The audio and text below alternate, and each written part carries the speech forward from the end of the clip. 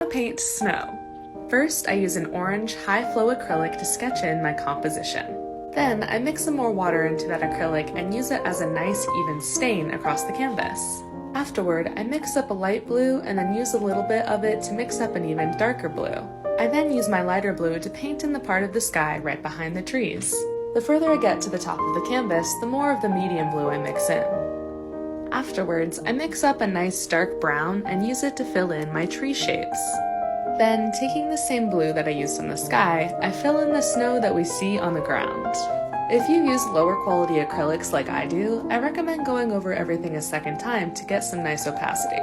That should lead you to here. Next, mix up a medium blue, light blue, and off-white. Starting with your dark blue, paint in some of the shadows we see in those big chunks of snow sitting on each tree branch.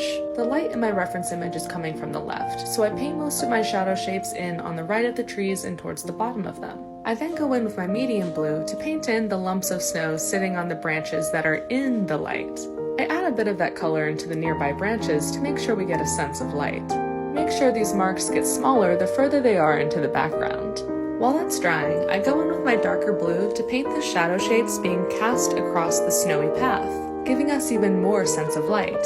Using the lighter blue, I fill in the part where the light actually touches the snow, making sure to paint the parts where it bounces off the bottom of the tree branches. Then, lastly, I go in with my off-white and start to paint the glistening snow that's in direct sunlight. I'm making sure that I'm only using this on the leftmost side of every tree because that's the direction that my light is coming in my reference image. I also use this to paint the parts of the lightened snow that are really glistening in that sun. And voila! After all that hard work, you have yourself a snowy landscape.